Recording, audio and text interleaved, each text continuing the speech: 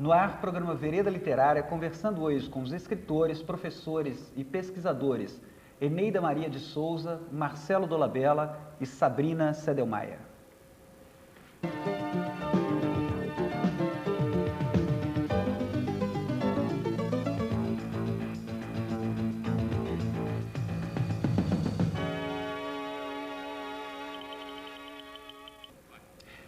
Eneida Maria de Souza é doutora em Literatura Comparada pela Universidade de Paris 7. É professora titular de Teoria da Literatura da Universidade Federal de Minas Gerais. Marcelo Dolabella é mestre em Comunicação Social pela Universidade de São Marcos e Centro Universitário de Belo Horizonte, onde é também professor do Departamento de Letras e de Comunicação. Sabrina Sedelmayer é doutora em Literatura Comparada pela UFMG e é professora titular do Centro Universitário do Leste de Minas Gerais. Tudo bem com vocês? Bom, nosso tema, estilo e literatura, eu gostaria de começar por fazer a seguinte consideração. Essa questão do estilo nos estudos literários passa por uma história de recusa, né, ou mesmo de pretensa morte, até uma história mais recente, digamos assim, de reabilitação. Eu vou pedir inicialmente à professora Eneida para sintetizar para nós um pouco da história dessa palavra, que não deixa de ser problemática no contexto dos estudos da crítica literária contemporânea. Inicialmente seria importante dizer que a palavra estilo, ela está ligada também ao estilete, né, que é o instrumento de se escrever, né? E daí a relação muito forte entre estilo e escrita, né? E, com o correr do tempo, né, a estilística, que justamente se preocupava muito com esse tipo de escrita que era próprio de um determinado sujeito, de um determinado escritor, de um determinado poeta, ela passa a ser questionada por vários movimentos, né, principalmente com o advento da psicanálise, né, que já vai desconstruir um pouco essa ideia de sujeito, né, quer dizer, não mais teríamos uma preocupação com esse sujeito pleno da escrita, não é? Aquele que seria mais ou menos o dono da linguagem, o dono do discurso, aquele que dominaria, né, a escrita com uma certa facilidade, e nós temos uma passagem, né, para essa desconfiança com relação a esse sujeito, a esse escritor, né? Então, nós temos vários momentos, né, dessa mudança, principalmente eu colocaria com Roland Barthes, né, que nos anos 60, com o advento todo do estruturalismo, ele vai, relacionado a essa ideia de estilo, ele vai escrever um artigo que é um artigo polêmico, que é a morte do autor, né, e com isso ele vai desconstruir também essa ideia de um autor, né, o autor ele passa a ficar afastado da escrita e a crítica começou a se interessar apenas pela linguagem, que ele vai chamar por esses requintes de estilo, que seria a escritura. Não é? E, mais recentemente, né, nós temos uma retomada, que foi retomada principalmente pelo próprio Barthes, né, desse sujeito que, na realidade, ele nunca ficou tão ausente, né, e o estilo passa a voltar, não de uma maneira como era antes, né, de um ponto de vista muito individualizado, de um ponto de vista muito particularizado, mas sim ele entra, né, com um componente, mas um componente também em termos de máscara, né? Quer dizer, para escrever não é como eu falo, né? Quer dizer, na medida em que eu escrevo, eu estou já me distanciando daquele objeto, né? E o sujeito também já está elaborando muito mais a sua linguagem. Ok, bom, para problematizar essa questão na mesa, eu vou tomar aqui como um breve roteiro um texto, síntese do teórico Antoine Compagnon, em que ele ressalta 3 aspectos do estilo. Ele diz o seguinte: 3 aspectos do estilo voltaram a ocupar o primeiro plano ou, na realidade, nunca estiveram ausentes. Parece que são inevitáveis e insuperáveis. Em todo caso, resistiram vitoriosamente aos ataques que a teoria perpetrou contra eles. Primeiro, o estilo é uma variação formal a partir de um conteúdo mais ou menos estável. Acho que antes de passar aos próximos, né, eu vou pedir ao Marcelo Dolabella que, considerando isso na perspectiva, sobretudo, dos estilos de época, abordasse essa questão para nós, Marcelo, no contexto das vanguardas e do experimentalismo, particularmente no século XX. Bom, eu acho que a grande questão que existe é que é uma mistura entre vanguarda e modernidade, modernismo, por extensão, modernismo. Tirando a Espanha, o México, o Brasil e Chile, a palavra modernismo não foi usada nos outros países do Ocidente, da Europa e da América. E o modernismo, pegando a ideia do romantismo alemão, principalmente o Schlegel, que fala que o romântico, esse ser moderno, esse ser que está presente na vida cotidiana, ele é um ser que está em oposição ao clássico, enquanto o clássico é o que o Schlegel chama de a cura, a saúde, o moderno e o romântico é a doença desse mundo estabelecido da retórica.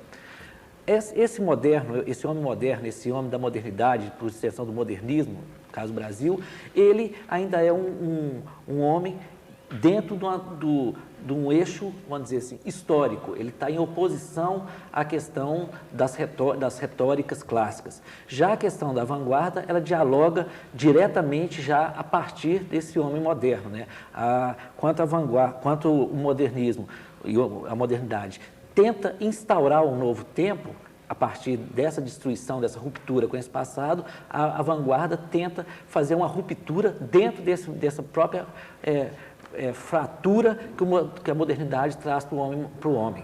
Então, acho que a vanguarda, ela, na verdade, ela é uma experimentação, ela é um excesso dentro da modernidade, é um excesso de linguagem, de experimentação e quer, na verdade, romper com a ideia de tempo, desse tempo cronológico em oposição ao tempo do classicismo.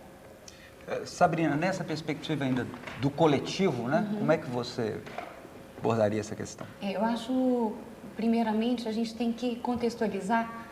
A Eneida tocou num ponto que eu acho muito importante para a gente fazer uma referência a essa desconstrução e a tudo que tem sido questionado até então. Há uma frase do Buffon, estilo é o homem, em que eu acho muito importante para marcar. Se antes, na retórica, não existia essa problematização e não se estudava o estilo de forma geral, porque para a retórica só existiam 3 tipos de estilo, o humilde, o medíocre e o sublime, foi a partir do romantismo, isso toca no que Marcelo falou, que no romantismo começa a inflação, a questão do estilo como expressão de uma subjetividade, e ela é única, ela é singular e mais ligada ao gênio que ao gênero. Então, nesse momento em que o gênio é colocado em relevo, que eu acho muito importante assim, mostrar como que não só o estruturalismo, e aí a psicanálise vem questionar, mas se o estilo é o próprio homem, de que homem nós estamos falando? E esse homem já não é mais o dono na sua própria casa. Ele já não é um criador que retira toda os seus experimentos e seu trabalho de dentro de si mesmo. Então, eu acho esse ponto, que quando a gente está pensando na questão do estilo e a literatura, mas se não é mais fruto de uma subjetividade única, de que estilo nós estamos falando, se esse homem já está, de certa forma, desalojado, descentrado, e assujeitado pela linguagem. Ok, bom, nós vamos interromper agora. No próximo bloco a gente volta para problematizar essa questão na perspectiva do pastiche e das obras pós-modernas. Retomando a perspectiva que nós iniciamos no bloco anterior, seguindo um breve roteiro do Compagnon, ainda nessa perspectiva do coletivo, o ensaísta Fredric Jameson aponta para um paradoxo que estaria inerente às obras pós-modernas no que diz respeito à pretensão à originalidade. Escreve ele, Outra coisa que também se perpetua nessa estratégia do invólucro e do envolvido é a sugestão, implicitamente também, a mais explícita mensagem do conceito de intertextualidade, de que nenhuma das partes é nova. Quer dizer, quando o autor cita outro, na verdade, qual é o novo, qual é o antigo. E que é a repetição e não a inovação radical que está a partir de agora em questão. E aí ele conclui: o problema está no resultado paradoxal de que é nessa renúncia à novidade e ao novo que se funda a pretensão à originalidade histórica do pós-modernismo em geral e da arquitetura pós-moderna em particular. E se pergunta, o que seria, então, o original nesse contexto? Eu traria essa questão, então, para você, nesse sentido, quer dizer, como relacionar o pastiche com esses procedimentos característicos das obras pós-modernas? Eu acho que é importante de assinalar que a pós-modernidade, sem ser um estilo, eu acho que não é só um estilo, é uma maneira de pensar, é uma maneira de você, inclusive, ler a própria modernidade, né? Refletir sobre momentos anteriores, não é? Ela vem trazer uma reflexão que é muito mais aberta do que uma reflexão a qual nós estávamos acostumados a ter, né? Pautada principalmente no binarismo. Né? Então, a gente tinha, por exemplo, a questão do individual versus o coletivo, do interior versus o exterior, né? Do fora, do dentro, do centro e da periferia. Quer dizer, essas nuances que hoje são muito mais atuantes, né, em termos de uma análise, seja ela de um texto literário ou mesmo de uma certa sociedade, né, ela vem justamente com a obra pós-moderna, ou com a crítica pós-moderna, ou com o pensamento pós-moderno, mostrar que, da mesma forma que não existe um novo, não existe também algo original. Quer dizer, você rompe ao mesmo tempo com essa questão que o Marcelo mesmo falou da cronologia. Né? Se você aceita o novo como se aceitava antes, você está aceitando também uma certa ideia de progresso. Então, se você desmorona com essa ideia de progresso, de que algo sempre é acrescentado de uma forma a mais, né?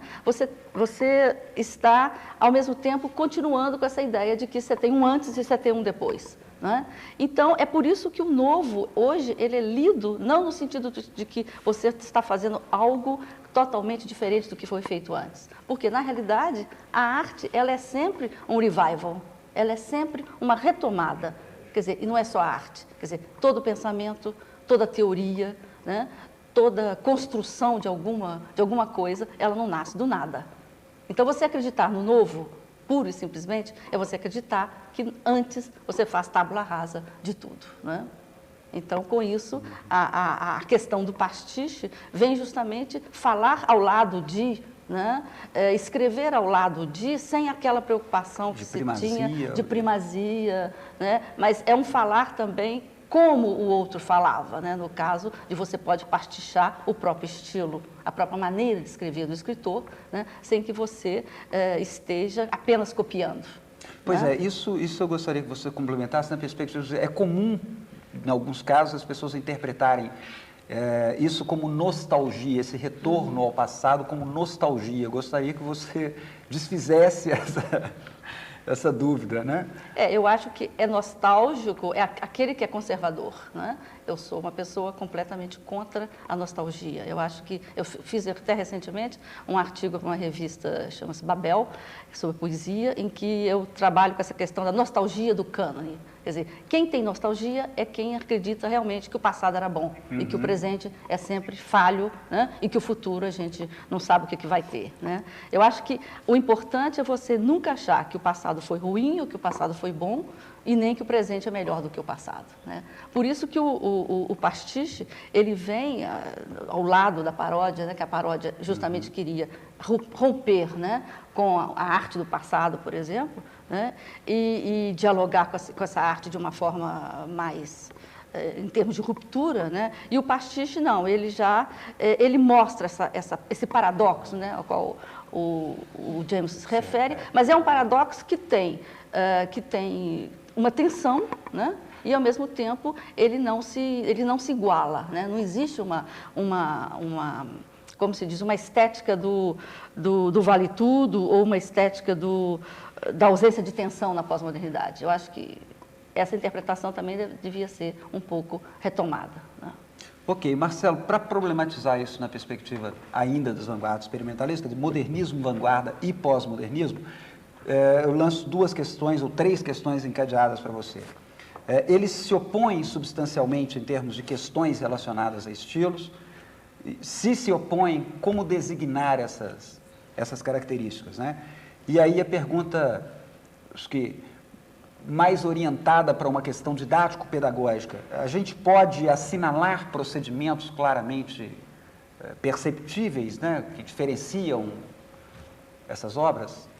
Bom, eu acho que, na verdade, a gente citar Perloff, eu acho que a gente vive ainda o grande momento futurista. Na verdade, não teve ruptura com nada, não tem pós-modernidade, não tem nada, porque a gente está vivendo ainda o grande momento futurista que ela colocou numa obra, num estudo que ela fez das vanguardas europeias e tocando também as vanguardas norte-americana e a brasileira, e que eu acho que a grande característica não é a questão da paródia, não é a questão do pastiche, não é a questão de nada, é a questão da experimentação com a linguagem. Quer dizer, a paródia e o pastiche são recursos da experimentação, mas a experimentação é um campo muito mais amplo dentro das vanguardas do que simplesmente a paródia, por exemplo, a paródia modernista e o pastiche, que o pessoal chama aí de pós-moderno. Acho que a questão é quem ainda experimenta com a linguagem, com as linguagens, e aí as linguagens no sentido mais amplo, desde as novas tecnologias até retomando certos experimentos barroco, experimentos da poesia, vamos dizer assim, futurista, cubo futurista, Dada, da poesia concreta, porque esses recursos, essas experimentações são recursos, experimentações que, na verdade, quem instaurou foi o chamado futurismo, eu estou chamando futurismo, o catalão, o italiano e o russo. Foram esses futurismos que instauraram essa questão da experimentação. Quer dizer, assim, quanto do Duchamp fala, não repetir apesar do bis, eu acho que ainda é um grande traço futurista. Se eu fico trabalhando a questão ou da paródia do pastiche como um recurso, como um único recurso, eu estou me repetindo, eu estou sendo tão retórico quanto o poeta parnasiano, quanto o poeta simbolista, quanto o poeta romântico. A experimentação tem que destruir o próprio conceito de parar de experimentar de uma forma única. Sabrina e Eneida, no final do bloco anterior, não pudemos retomar a fala do Marcelo, em que ele encaminha a questão, de certa forma, desses procedimentos entre modernismo, vanguarda e pós-modernismo, para a questão do experimento em linguagem, da experimentação em linguagem. Parece que vocês têm alguma coisa a acrescentar a essa perspectiva? Primeiro que eu acho que a gente não pode pensar tanto o modernismo e o pós-modernismo num reconhecimento de um só procedimento. Então, fica completamente estéril, engessado, se pensarmos o modernismo só como paródia, né, e o pós-modernismo como um exercício, né, de um pastiche, de uma imitação. Primeira coisa, acho que é o próprio Jameson que coloca o pastiche como uma ironia branca, quer dizer, ele retoma, né, e mostra como que já existe um distanciamento. E não seria só pastiche, a gente tem a questão da fragmentação, né, que a gente já aludiu no primeiro bloco. E, a meu ver, a experimentação, mesmo na repetição, existem, assim, lembrando Manuel de Barros, repetir até ficar diferente, ou Freud repetir para elaborar, não é a repetição do mesmo procedimento, né? Então, isso eu acho que o novo não surge em contraste com a repetição, né? Isso me parece duas categorias válidas para um debate sobre o estilo. Eu só gostaria de chamar a atenção, porque eu achei interessante o que o Marcelo disse, que ele vai eleger, por exemplo, o futurismo, né? Dentro dessa linhagem aí, que estaria instauradora de um pensamento contemporâneo, né? Então, eu acho que aquelas pessoas que pensam que no pós-modernismo você tem uma única direção, eles estão completamente equivocados, né? Porque, por exemplo, o próprio Compagnon, que você cita aí, ele vai eleger o Baudelaire, né, como o moderno, né? E que é aquele que permanece, etc. Quer dizer, o Marcelo já jogou com a questão do futurismo, né? Quer dizer, outros trabalhos, o próprio Lyotard já vai escolher o Kant, né? Quer dizer, o Nietzsche, como a Sabrina mesmo lembrou, quer dizer, está sendo retomado o tempo todo como uma forma de uma linhagem de determinados filósofos contemporâneos, né? Quer dizer, isso é que é a riqueza do momento contemporâneo. Não existe um estilo próprio de você pensar, se a gente quiser ampliar a noção de estilo, né? A questão do pensamento. Ok. Bom, seguindo o roteiro que foi proposto inicialmente, desses três aspectos, né, que voltaram a ocupar a cena com relação ao estilo, o Compagnon elabora do seguinte modo a segunda parte, que é: o estilo é um conjunto de traços característicos de uma obra que permite que se identifique e se reconheça mais intuitivamente do que analiticamente o autor. Né? Bom, Sabrina, aí você que trabalha com a perspectiva psicanalítica, gostaria que você abordasse para nós essa questão, associando inclusive a isso que é tão caro, a questão de estilo e autor, que é a da assinatura. Tá. É muito perigosa essa afirmação. Primeiro, que reduz o crítico a um papel detetivesco, né, que eu acho que é algo que a gente também já, com o tempo, a gente já conseguiu se livrar desse lugar. Quer dizer, a gente não tem que ficar correndo atrás de pegadas, de pistas, né? Então, eu gostaria de remarcar outra vez que, num dado momento, né, na Idade Moderna, quando tinha essa concepção, né, do gênio, né, como criador e a questão do estilo ligada a só uma única expressão, aí sim, né, garantir essa leitura que teria que reconhecer sintomas. Então, é muito curioso, e a gente pode lembrar, né, de vários procedimentos em que existia mesmo, tanto nas artes plásticas, essa procura de um traço, né, significativo. A metáfora aí na questão, né, do sintoma é curioso porque a psicanálise utilizou desse procedimento, não só da metáfora quanto a metonímia, a condensação e o deslocamento, para desconstruir justamente essa questão do homem interior como algo que sabia tudo sobre si mesmo. Então, eu citei há pouco a famosa frase do Buffon, o estilo é o homem, quer dizer, o Lacan passa para o estilo é o outro. E que outro é esse? É o outro a qual nós nos interessamos, quer dizer, e esse que, por outro... fim, constitui a nós mesmos. Nós mesmos, mas quer dizer, ninguém fala para si mesmo, né? Então, essa dimensão da alteridade, o outro aí, a gente não pode pensar só na questão do discurso, né? Como se fosse um receptor, mas algo muito maior. Lacan está falando aí do simbólico, do sujeito, do desejo, do inconsciente. A gente teria que demarcar em que momento, né, ele está falando desse outro, que outro mas é constituinte. Então, quer dizer, de cara, o estilo é o próprio homem, calma lá, esse homem está dirigindo essa obra para outro, né, para alguém, ele está endereçando, ele está... Então, eu tenho uma frase, se eu não me engano, em televisão, ele fala que o estilo é o que porta a palavra, né, aquele que carrega a palavra. Ok, nós temos agora muito pouco tempo, Marcelo, mas eu vou te pedir para encerrar essa questão também, talvez, num polo de oposição. Como é que fica o estatuto do autor para as vanguardas e o experimentalismo, sobretudo considerando as proposições em curso de fim das utopias e de fim dos movimentos em arte?